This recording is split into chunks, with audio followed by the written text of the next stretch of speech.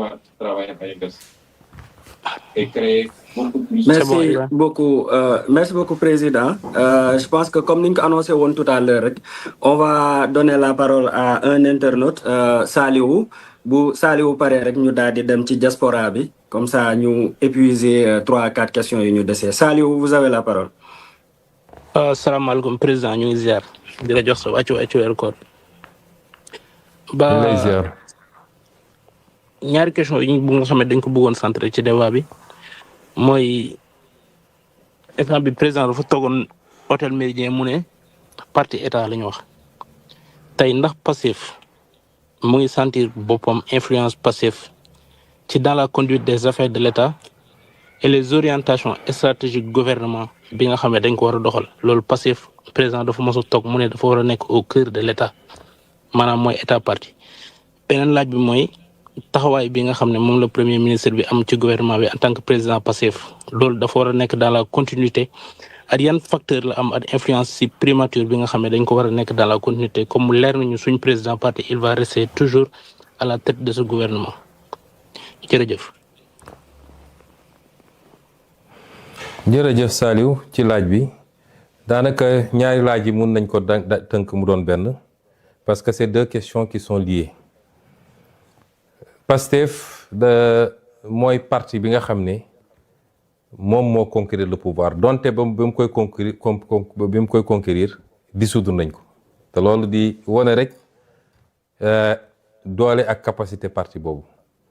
donte biñ koy conquérir dissoudre nañ ko juridiquement waaye ñëpp xamoon nañ ni factuellement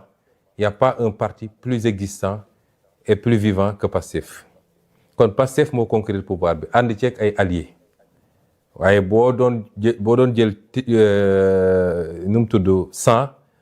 jàpp naa ni 90 yi wala lu ko ëpp Pastef la moom moo conquérir pouvoir bi moo tax Pastef moo war a nekk au cœur de la gouvernance parti bi conquérir pouvoir bi ku yaakaar ne mën nga gouverner sans ce parti là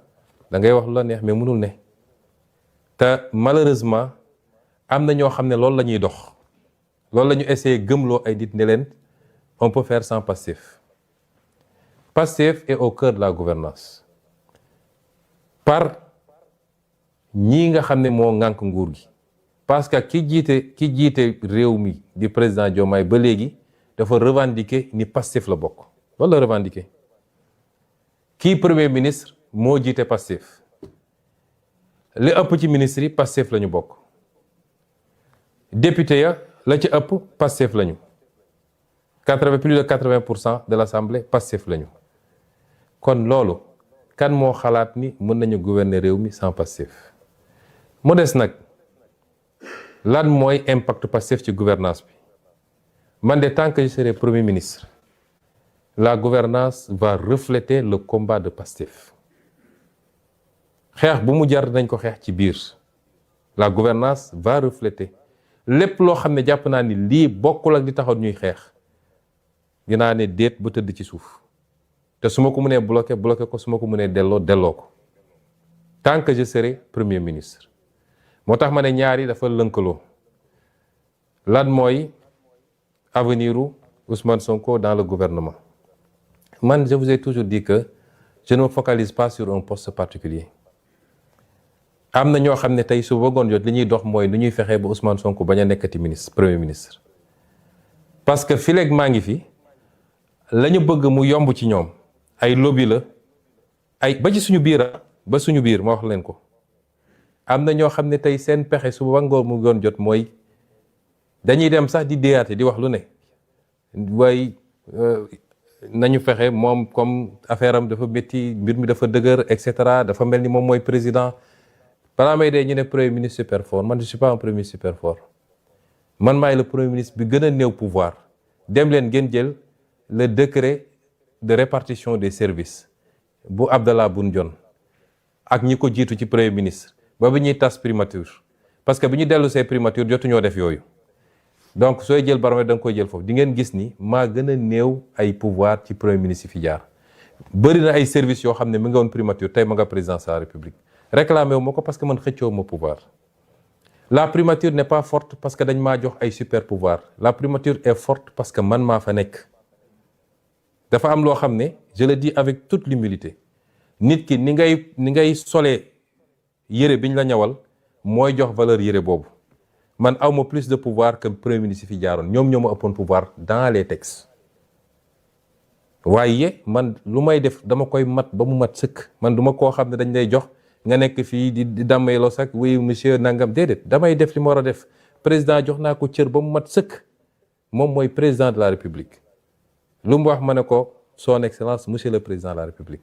waaye ni mu amee ay pouvoir ci constitution noonu la amee ay pouvoir ci constitution man tam nit ñi dañoo foog ni premier ministre benn appendice la déedéet constitution da ko jox pouvoir il est le chef de l'administration il est le chef du gouvernement et il conduit la politique de la nation loolu kan moo ko ëpp cër lenn moo ci des mooy président moo yor décret mooy nommé bis bu ma woowee ne ma bëggatuma nga nekk premier ministre ma dellu toog mais je suis le premier ministre du Sénégal te dama koy xool leen premier ministre France wala feneen ak feneen est-ce que xam ngeen ni en France le président n'a pas l'initiative de la loi c'est le premier ministre qui définit la politique de la nation en France ñooñu ñoo ëpp pouvoir foofu ko suñu premier ministre yi am na ay réformes yu war a ñëw nee nañ dañuy changer lu bëri man réclamer mu benn pouvoir man li ma yor doy na ma sëkk te réforme buy amit parce que léegi damay dégg président de la république ne je veux un premier ministre super fort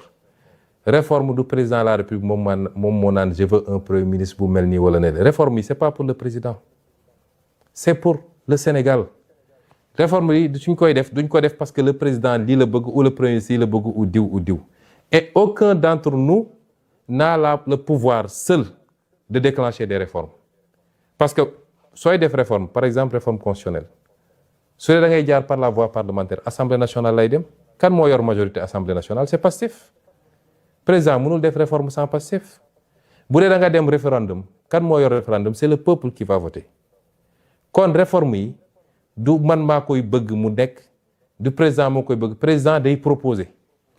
il propose ses réformes parce que dañ ko fal ak programme mu ne Sénégalais lii ak lii laa bëgg a def bu ñëwee day def na lu baax woote na ay assises dajale Sénégal yépp ñu waxtaan bi mu paree yemul ci loolu dafa dajale ay kàngam ne leen assises yi dama bëgg ngeen liggéeyal ma defar ma ko ay textes mooy li mu annoncé keroog 31 décembre ñooñu def nañ ba pare day jël textes yooyu yóbbu ko assemblée nationale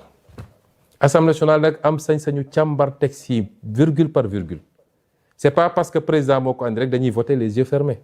bu ñu gisee ni doy na leen ñu voter bu ñu gisee doyu leen du ñu voter moo tax nag tant que ñu ngi fii am majorité bu confortable à l'Assemblée yàlla def ma chef de gouvernement ñu am un président boo xam ne président wu Pastef la gouvernance bi dafa war a sàpp Pastef bu baaxee ñu xam ni baax na on rendra compte au peuple bu bonee tam ñu xam ni bon na peuple bi jël ses responsabilités c'est comme ça que ça doit se passer bu demeewul noonu it parce que man j'ai pas de problème man poste premier ministre bi yàlla xam na ni la ma ci gën a ragal mooy su ma fi jógee parce que je dis avec humilité après 2 ans nous avons été un verrou contre énormément de choses le système chaque fois je le dis il est encore là te bés bu ma randoo mu def ne ma daan def man loolu moo ci sam problème man premier ministre jëluma ci salaire jëluma ci avantage suba ba ngoon jot damay liggéey ba bejaaw kon man je ne me focalise pas sur un poste particulier et je n'essaie pas de faire de l'ombre au président de la République le président de la République a son canal am ses attributions j'ai mes canaux kenn ku ne mën na exister sans pour autant que keneen ki bañ a exister su ñu jàppee ni pour que le président existe il faut que le premier ministre disparaisse foofu juum nañu chacun doit pouvoir exister de par les attributions qui sont les siennes mu mat ko sëkk def ko keneen ki jàppale ko ci mu réaliser li mu war a def et c'est comme ça que je vois les choses maintenant situation bi ni mu posé wu nii si le président est aligné à son parti le débat ne se pose pas si le président n'est pas aligné à son parti te ñu bokk di gouverner on est dans une situation que je qualifie moi de cohabitation douce une cohabitation douce parce que parti ba moo yor majorité assemblée nationale moom jusqu'à preuve du contraire moo yor premier ministre ba keroog président ne premier ministre bëggatuma kon suñu demoon ba bokkuñu gis-gis ñu war a yore réew on est dans une cohabitation douce raisonnable et raisonné suñuy contradiction ñu koy gérer di essayer seet li nga xam ne mooy les convergences ñu dem bu rupture amee on sera soit dans une cohabitation beaucoup plus corsée ou bien Pastef redevient un parti d'opposition Pastef amul problème ci lenn ci loolu mooy li ma wax rek à l'entame de mon propos Pastef est à l'aise dans sa posture dans la posture qui est la sienne parce que Pastef est quitte avec sa conscience fi mu waroon jaar ak ñëpp jaar na ko fa kon mon avenir dans le gouvernement n'est pas le plus important la ma ci ragal mooy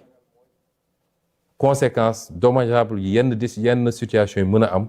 ci mandat bi nga xam ne c'est un mandat important ñu hérité d'un pays extrêmement difficile d'un héritage catastrophique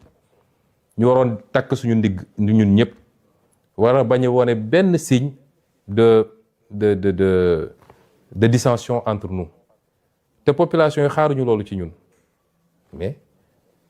si on nous amène sur certains terrains on est obligé aussi de gérer parce que la ñu xeex ak l'intérêt de ce pays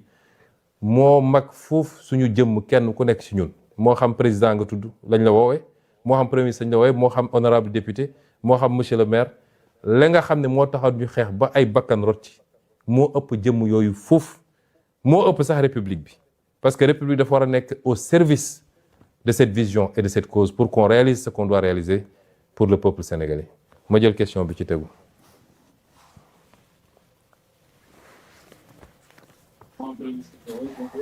Merci président dañuy dem ci